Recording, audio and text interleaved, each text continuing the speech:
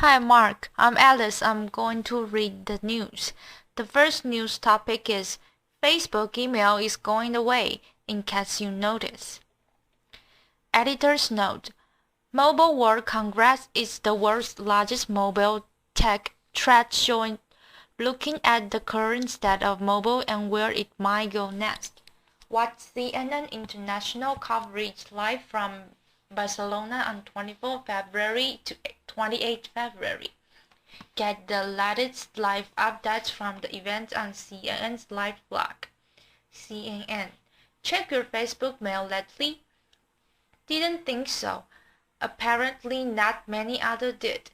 Editors saw after 3+ years, the world's largest social media outlet is pulling the plug on its little-used email service, the company confirmed Tuesday. We're making this change because most people haven't been using their Facebook email address, and we can focus on improving our mobile messaging experience for everyone, Facebook said in a statement. For those who do have Facebook mail accounts, messages will be forwarded to the primary email address listed in the user's account, the company said. The changes are planned to roll out in March, and users can turn off that forwarding option if they prefer not to have their personal inboxes flooded with these messages. It's a little bit of bowing to the inevitable, said Justin Lafferty, editor of the thread site inside Facebook. The email addresses which showed up as messages for Facebook users never took off, and when Facebook tried to make them the default email accounts for all users in mid-2012, and a lot of people were unhappy with that, he said. It was kind of rolled out to everyone regardless of what they wanted, Lafferty said. With at least 19 billion acquisitions of WhatsApp, the fastest growing messaging service, Facebook is focusing more on mobile messaging than email these days. Facebook ventured into the email field in November 2010, adding the service to the messaging system already used heavily by its 1.2 billion users. CEO Mark Zuckerberg said at the time that this system would complement, not compete, with entrenched email giants such as Google, Yahoo, and Microsoft. We don't expect anyone to wake up tomorrow and say, I'm going to shut down my Yahoo account or my Gmail account and switch exclusively to Facebook. But we do expect a shift to more real-time communication, he said. Lafferty said the reversal is unlikely to be remembered in the company's annals, much like the service itself. Many people probably weren't even aware of the change, he said. The second news is California couple strikes gold after finding 10 billion in rare coins. CNN. Eureka! Husband and wife are reveling in their good fortune after finding 10 million in rare gold coins buried on their property in Northern California. The gold country discovery is thought to be the largest of its kind in U.S. history, according to David Hall, co-founder of professional coin grading service, which authenticated the find. It's quite a story. People were walking along on their property in Northern California, noticed something, began digging, and they found cans of gold coin, Hall said. It should have happened to you and me. The incredible find. The coins were unearthed in February 2013 by the husband and wife, who wished to remain anonymous. They were walking their dog when they spotted something shiny on the ground. The couple dug and eventually discovered 8 metal cans containing more than 1,400 gold coins. No one knows how they got there or whom the coins might have belonged to. Somebody could have buried them and then died before they let anybody know where they were, Hall said. Believe it or not, I know cases where they forgot they had something, or they moved or whatever. It could have been some kind of robbery deal, who knows? The treasure is known as Saddle Ridge Hoard because it was discovered near the hole the couple called Saddle Ridge. In their effort to stay anonymous, the husband and wife aren't saying exactly where the fortune was found. These coins could change history. The coins. The coin in $5, $10, and $20 denominations dates from 1847 to 1894. Most were minted in San Francisco. They have a combined face value of 27,000, but experts believe they could fetch 10 million or more. Many are in pristine condition, including at least 14 coins that were considered the finest known for their date and mint mark. A highlight from the hoard is an 1860 Nomoto Double Eagle, valued at close to $1 million. The couple is planning to sell much of the collection. Approximately 90% of the coins will go up to Amazon.com's collectible site, according to Don Kagan of Kagan, who is assisting the anonymous owners. He told CNN the couple wants to donate some of the proceeds to charity. Basically, they were thankful and they think it's wonderful that they were going to be able to save their property that they thought they might lose again. They want to give back to the community and to needed people, he said. Collectors wanting a sneak peek can see some of the coins at the American Numismatic Association's 2014 National Money Show in Atlanta, which opens Thursday.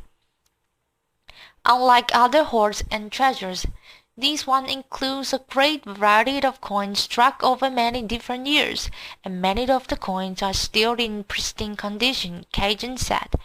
And add to that a wonderful human interest, his story. This family literally found the pot of gold at the end of the rainbow. The third news is Miami artists destroyed 1 million Ai Weiwei vests in protest. CNN. He's been photographed dropping vases before, but that doesn't mean it's okay for just anyone to do it. Ai Weiwei has made a name for himself, but not only creating visually arresting and thought-provoking art, but for his uncompromising activism in opposition to the Chinese government. I was on the receiving end of the protest this weekend when a local Miami artist smashed a colored vase valued at $1 million. Part of the artist, according to what? Exhibition at the Paris Art Museum Miami in the city. The exhibition also includes photographs of the Chinese artist dropping what appears to be a Han Dynasty yuan. Maximo Caminero, a Miami-based artist, was named in the police affidavit as the defendant. He told an officer that his act was a protest against the gallery's decisions to only display international art. The police reports state that Caminero picked up the vase before being advised to put it down by a museum official. He then dropped it in protest. He was charged with criminal mischief. Questionable protest. I, meanwhile, told CNN that he didn't have much reaction to the news, but said that he thought that a line should be drawn when it came to damaging public or private property as part of the protest. I can't have a show in Beijing, but I cannot go to museum to break work in Beijing, he said in a phone interview. My work is basically forbidden to be shown in China. The protest itself may be valid, but to damage somebody's work to do that is questionable.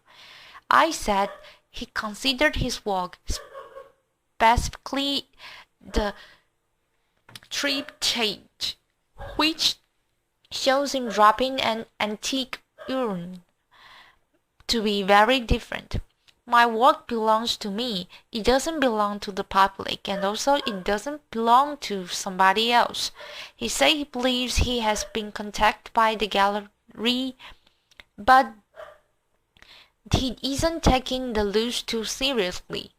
I don't really care much that actually my work is often damaged in different shows because it's fragile, so normally I don't take these things too highly. Damage is damage, you know. If they have insurance, maybe it will be covered. Art in China, unscripted and cutting edge. Condemnation. The museum issues a statement concerning the incidents, condemning Kavanaugh's act. Although the museum can't speak directly to intentions, evidence suggests that this was a premeditated act. A PAMM states read, as an art museum dedicated to celebrating modern and contemporary artists from within our community and around the world, we have the highest respect for freedom of expression, but this destructive act in vandalism and disrespectful to another artist and his work, to Paris Art Music Miami, and to our community. Caminero told the Miami News Times that it was spontaneous protest and that he lifted the vase and let it smash on the floor like Weiwei did his picture, then waited for authorities peacefully and never received punishment. Ai Weiwei rocks out against detention.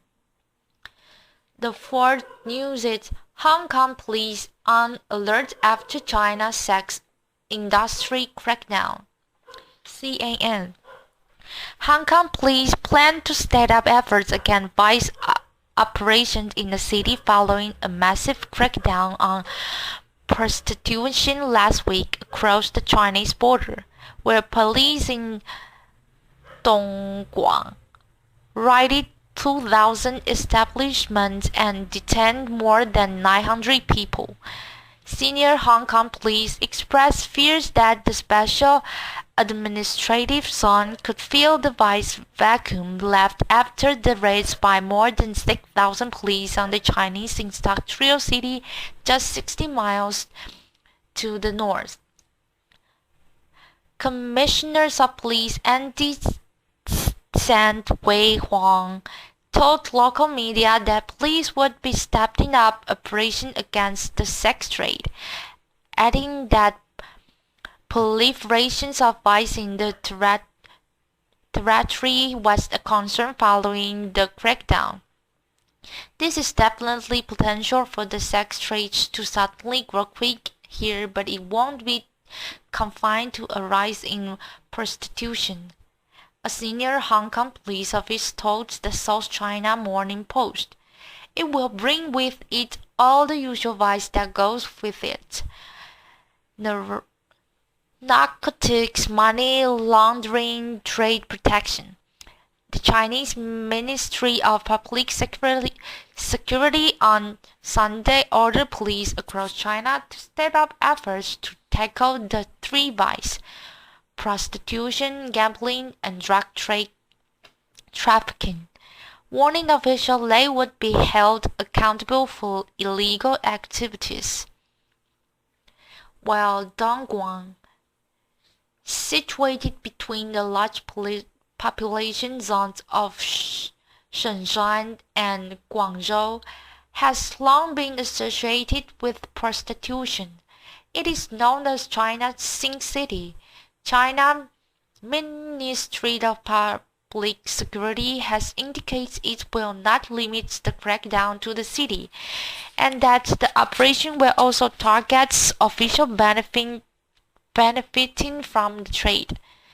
Be resolute with the crackdown no matter who is involved, and regardless of what official ranks they are at, with no leniency or soft-heartedness, the ministry said in the post on its website over the weekend. Dongguan Deputy Mayor and Police Chief Yan Xiaokang was fired from his post last week, and 10 other senior police officers have been subject to a range punishment in the wake of the raids, state media reported. Other provinces including Zhenjiang, Gansu, Shandong, Guangxi, and Heilongjiang have conducted their own vice raids in recent days, indicating that the campaign has been directed from the central government. Dubbed the Exterminate Yellow campaign, the color in China associated with prostitution. The crackdown comes after the report by the national broadcaster CCTV on the sex industry in Dongguan. According to media reports cited by the English-language China Daily, Dongguan, with a large and shifting migrant population from across China, could have as many as 300,000 working in the illegal industry, despite harshest penalties for involvement. The nationwide clampdown the three vices is the latest target for the government of President Xi Jinping, which promise a wide-scale crackdown on rampant graft when it came to power in 2012. Xi has also been behind an austerity drive to rein in extravagant spending, banning officials from serving exotic dishes such as shark fin soup at banquets. Anger over corruption has prompted a raft of mass incidents, and official euphemism for protests, warring officials defining one-party rule. That year, Xi vowed to crack down on both tigers and files powerful readers and lowly bureaucrats in his campaign against corruption and petty officialdom. The fifth news is he started in his teens with just 14. Now he's a 20-year-old pepper band king. Every week, African startup follows entrepreneurs in various countries across the continent to see how they were working to make their business dream become reality. CNN. Award-winning entrepreneur Andrew Mupuya was just 16 years old when he decided to take on the world. That was back in 2008, when both of Mupuya's parents had lost their job and could only afford to cover his school fees. I had to get to meet my basic need by myself, remembers the Uganda businessman. I decided to face the world alone. Inadvertently, the government of Uganda came to Mupuya's aid. At the time, officials in the country announced that they were considering a ban on plastic bags to curb environmental damage. Mupuya, who was still in secondary school, immediately saw this as an opportunity to launch a paper bag production company. I conducted a feasibility study, market research around retail shops, kiosk, supermarket around Kampala, and discovered there is need and potential market for paper bags. Read it, Sales into Sales with Bags of Love. To start out his small operation, Mupuya figured out the needed a capital of 36,000 Uganda shillings. He raised the first $11 from selling 70 kilos of used plastic bottles he'd collected over 1 week. Mupuya then borrowed the remaining $3 from his school teachers and embarked on his entrepreneurial journey producing paper bags on a small scale.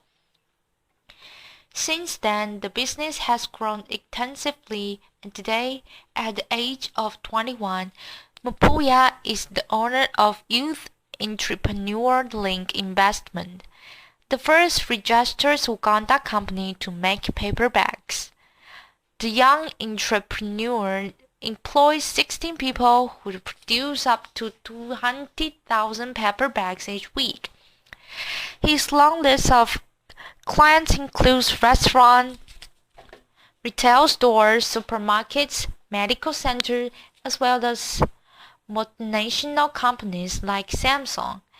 Yali has made about 1,000 niches bags for the local stores of the electronic company.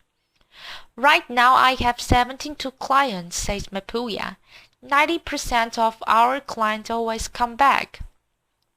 Green impact. Mapuya's remarkable achievement and trade business skill have been recognized with a number of accolades in recent years. In 2012, Mapuya was the winner of the 30,000 Anzisha Prize, a major award given to young African entrepreneurial leaders who take an initiative to address critical needs in their communities.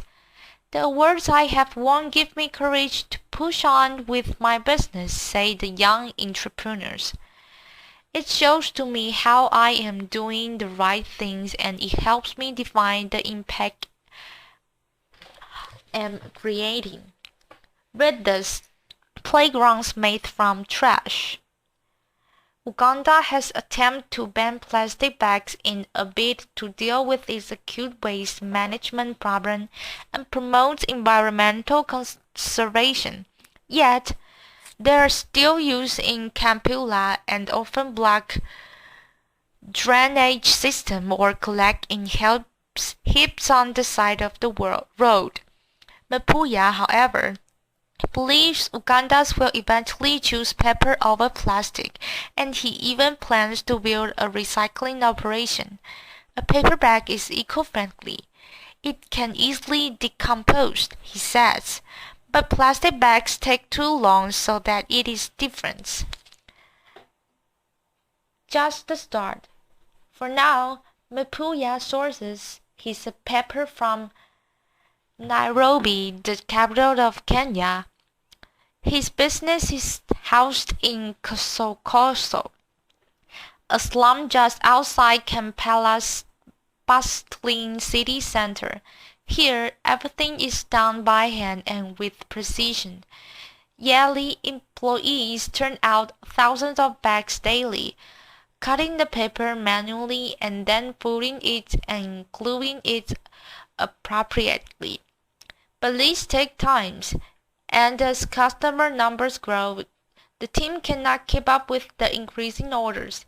Mapuya says one of the biggest challenges for his startup right now is supply and demand. It needs time to produce the right quality and quantity to all clients, because it's run manually, he said. It's quite hard to catch up with some clients who are used to cheap plastic bags, adds Mapuya. My next step is to get a machine because I am only able to supply 5% of the demands I have. Read this: fishing crabs to football tables, furniture to float your boat.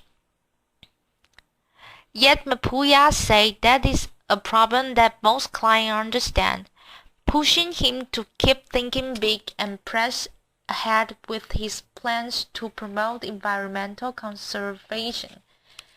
My vision is to have a cleaner Africa by eradicating use of plastic bags and the emphasis on paper recycling. He says, I dream of having a big plants where I am able to supply paper bags all over Africa. Adds Mapuya, putting emphasis on sensitizing about environmental conservation. So I believe this is just the start. Now I'm going to read the first news again. The topic is Facebook email is going away, in case you notice. Editor's note: Mobile World Congress is the world's largest mobile tech trade show. Looking at the current state of mobile and where it might go next, watch CNN International's coverage live from Barcelona on 24 February to 28 February. Get the latest live updates from the event on CNN Live blog. CNN. Check your Facebook mail lately? Didn't think so. Apparently not many others did either, so after 3+ years, the world's largest social media outlet is pulling the plug on its little-used email service, the company confirmed Tuesday. We're making this change because more people have been using their Facebook email address. We can focus on improving our mobile messaging experience for everyone, Facebook said in a statement. For those who do have a Facebook mail account, messages will be forwarded to the primary email address listed in the user account, the company said. The changes are planned to roll out in March, and users can turn off that forwarding option if they prefer not to have their personal inbox glow with these messages. It's a little bit of bowing to the inevitable, said Justin Lafferty, editor of the trade site Inside Facebook.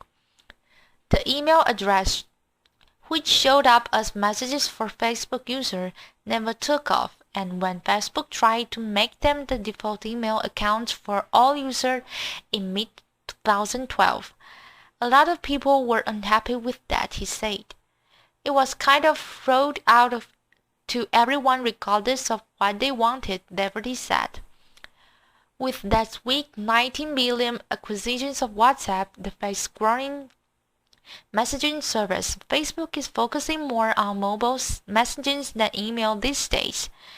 Facebook ventures into the email file in November 2010, adding the service to the messaging system already used heavily by its 1.2 billion users. CEO Mark Zuckerberg said at the time that the system would complement, not compete, with entrenched email giants such as Google, Yahoo, and Microsoft. We don't expect anyone to wake up tomorrow and said, I'm going to shut down my Yahoo account or my Gmail account and switch exclusively to Facebook. But we do expect a shift to more real-time communication, he said.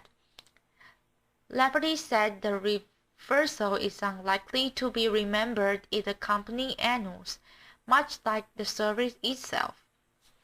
Many people probably weren't even aware of the change, he said. Second news. California couple strikes gold after finding 10 million in rare coins. Eureka! A husband and wife are reveling in their good fortune after finding 10 million in rare gold coins buried on their property in Northern California. The gold country discovery is thought to be the largest of its kind in U.S. history, according to David Hope, co-founder of professional coin grading service, which authenticated the find. It's quite a story. People were walking around on their property in Northern California, noticed something, began digging, and they found cans of gold coins, whole set. It should have happened to you and me. The incredible find. The coins were unearthed in February 2013 by the husband and wife who wished to remain anonymous. They were walking their dog when they spot something shiny on the ground.